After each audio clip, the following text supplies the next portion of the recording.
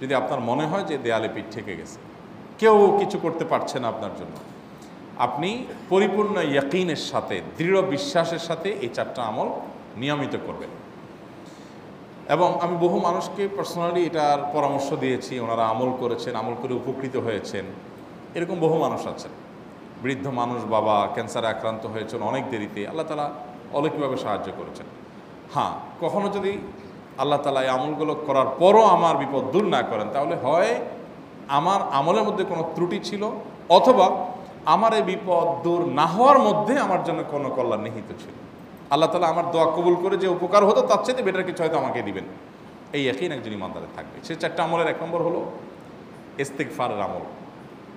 ইস্তেগফার, আপনি ফেসে গেছেন কোনো জায়গায়, কোনো উপায় পাচ্ছেন না, আপনি ইস্তেগফার করতে থাকেন। আস্তাগফিরুল্লাহ ওয়া আতুবু ইলাইহি, আস্তাগফিরুল্লাহ ওয়া আতুবু ইলাইহি, আস্তাগফিরুল্লাহ ওয়া আতুবু ইলাইহি, আস্তাগফিরুল্লাহ, আস্তাগফিরুল্লাহ, আস্তাগফিরুল্লাহাল্লাযী লা ইলাহা ইল্লা হুয়াল হাইয়ুল কাইয়্যুম ওয়া আতুবু ইলাইহি ওয়া লা হাওলা ওয়া লা কুওয়াতা ইল্লা বিল্লাহ। আল্লাহুম্মা আনতা রাব্বী লা ইলাহা ইল্লা আনতা খালাকতানি ওয়া আনা আবদুকা ওয়া আনা আলা আহদিকা ওয়া ওয়া'দিকা মাস্তাতা'তু আউযু বিকা মিন শাররি মা সানা'তু আবুউ লাকা বিনি'মাতিকা আলাইয়া ওয়া আবুউ লাকা বিযামবি ফাগফির লি ফাইন্নাহু লা ইয়াগফিরুয যুনুবা ইল্লা আনতা। সাইয়্যিদুল ইস্তিগফার। এভাবে যে কোনো ইস্তেগফার করতে থাকেন, আপনি বেশি বেশি করে আল্লাহর কাছে ইস্তেগফার, ক্ষমা প্রার্থনা করতে থাকেন, খুব বেশি। আপনার 2 ঠোঁটে অনবরত আপনি চাইতে থাকেন আল্লাহর কাছে ক্ষমা। এই ইস্তেগফার সম্পর্কে নবী করিম সাল্লাল্লাহু আলাইহি ওয়াসাল্লাম বলেছেন, মাল্লাজিমাল ইস্তেগফার, যে ব্যক্তি ইস্তেগফারকে আঁকড়ে ধরবে, আঁকড়ে ধরা মানে কি, এটা ছাড়বে না, সে পড়তেই থাকবে অনবরত। টয়লেটে যাওয়ার সময়টা, ঘুমের সময়টা, খাওয়ার সময়টা বাদে, অবসর নামাজের সময়টা বাদে, সারাক্ষণ সে ইস্তেগফার পড়বে। এরকম যদি কেউ করে, আল্লাহ রাব্বুল আলামিন জাআলাল্লাহু লাহু মিন কুল্লি হাম্মিন ফারাজা ওয়া মিন কুল্লি যায়কিন মাখরাজা, সকল পেরেশানি থেকে, সকল টেনশন থেকে বের হওয়ার পথ আল্লাহ তাআলা অলৌকিকভাবে তার জন্য আবিষ্কার করে দিবেন। এবং আমি আমার জীবনে যেটা বলেছিলাম, বিস্তারিত বলতে চাই না, এরকম পরিস্থিতি আসছে যে চোখের সামনে কোনো আপাতত রক্ষার কোনো পথ আর খোলা নেই, এমন ভয়াবহ বিপদ। ইস্তেগফার করতে করতে এমনভাবে আল্লাহ তাআলা সাহায্য করেছেন যে এটা কল্পনা করলেও মনে হয় যে স্বপ্নের মতো। কিভাবে এখন এই লোক এই জায়গায় আসলো আমার সাহায্যের জন্য, এই লোক তো এটা আমি এই জায়গায় আসার কথা না, ঠিক উনি এসে হাজির হয়ে গেলেন এবং উপকারটা, আমার সমাধানটা হয়ে গেল সমস্যা।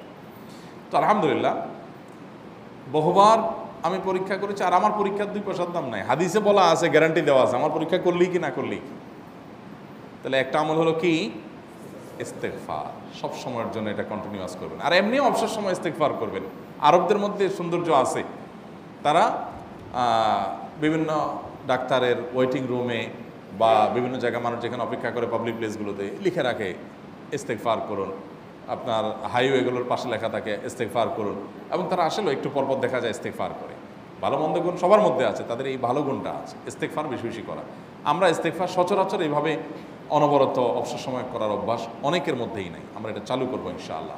বিশেষ করে যখন কোনো সমস্যা হবে তখন ইস্তেগফার চলতে থাকবে মুখে অনবরত, ধীরে ধীরে মহব্বতের সাথে নিজেকে, নিজের পাপ অপরাধগুলোর কথা স্মরণ করে আল্লাহর কাছে মাফ চাইতে থাকবো, পেরেশানি দূর হবে ইনশাআল্লাহ। 1 নাম্বার 2, দুরুদ।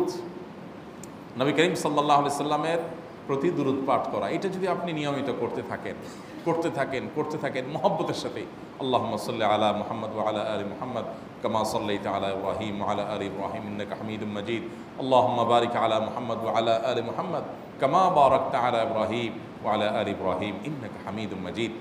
আপনি একবার ছোট দুরূদ যদি পড়েন, সাল্লাল্লাহু আলাইহি ওয়াসাল্লাম, সাল্লাল্লাহু আলাইহি ওয়াসাল্লাম, আল্লাহুম্মা সাল্লি আলা মুহাম্মদ ওয়া আলা আলি মুহাম্মদ, শুধু এইটুকু পড়েন। জাযাল্লাহু আন্না মুহাম্মাদাম মা হুয়া আহলু, শুধু এইটুকু পড়েন। আপনি এভাবে যেই কোনো দুরূদ নবী করিম সাল্লাল্লাহু আলাইহি ওয়াসাল্লামের প্রতি যদি পড়েন এবং পড়তে থাকেন অনবরত, ইস্তেগফারের পাশাপাশি দুরূদের ক্ষেত্রে নবী করিম সাল্লাল্লাহু আলাইহি ওয়াসাল্লাম বলেছেন যে এইটা তোমার জন্য যথেষ্ট হয়ে যাবে। তুমি যদি আল্লাহর কাছে আর কোনো দোয়া করতে না পারো, শুধু দুরূদটা পড়ো, তোমার সব পেয়ে যাবে, কিচ্ছু লাগবে না।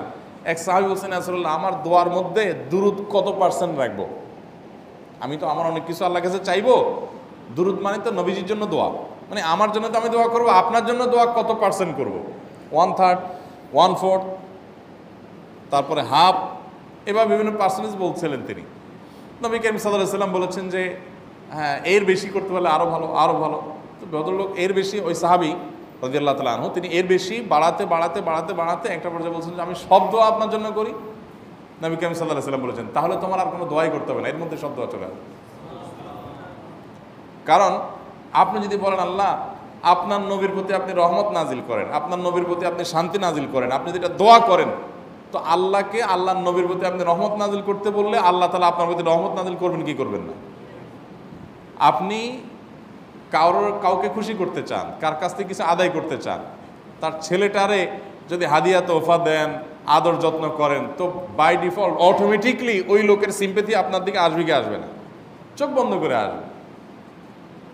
তো আল্লাহর নবীর জন্য যখন আপনি দোয়া করবেন তখন আল্লাহ তাআলা আপনার মধ্যে রহমত নাজিল করবেনই, এটা নবী সাল্লাল্লাহু আলাইহি ওয়াসাল্লামের ওয়াদা।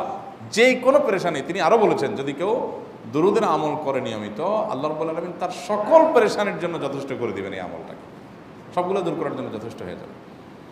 এই দুরূদের আমলটা আমি দেখেছি সুবহানাল্লাহ গুলির মতো কাজ করে। আজকের ঘটনা, এক ভদ্রলোক সকালে একটা টেলিভিশন চ্যানেলে, বেসরকারি চ্যানেলে প্রোগ্রাম শেষ করে নামছিলাম লিফটে, তো উপস্থাপক উনি বলছিলেন যে ভাই মানে দুরূদের আমল পড়ে আমি কিছুদিন আগে একটা ইয়াতে মানে এমন একটা অবস্থা যে এইটা থেকে বের হওয়ার কোনো পথ আর নাই, শুরু করলাম দুরূদ অনবরত, এরপরে আল্লাহ তাআলা আমাকে এমনভাবে উদ্ধার করলেন আমি কল্পনা করতে পারিনি।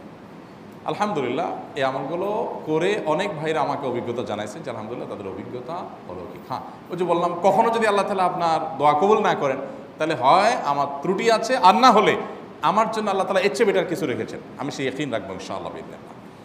আর এই দোয়াতে সমাধান হবেই হবে, সে বিশ্বাস থাকতে হবে। নবী করিম সাল্লাল্লাহু আলাইহি ওয়াসাল্লাম বলেছেন, হাদিসে কুদসিতে আল্লাহ বলেছেন আনা ইনদা যান্নি আবদি বি, বান্দা আমার প্রতি যেমন ধারণা করে আমি তেমন আচরণ করি। এখন আপনি যদি চিন্তা করেন করে দেখি হয় কি না, দেখি ট্রাই করি, তাহলে ওই আল্লাহ তাআলা বলবেন ঠিক আছে দেখতে থাক।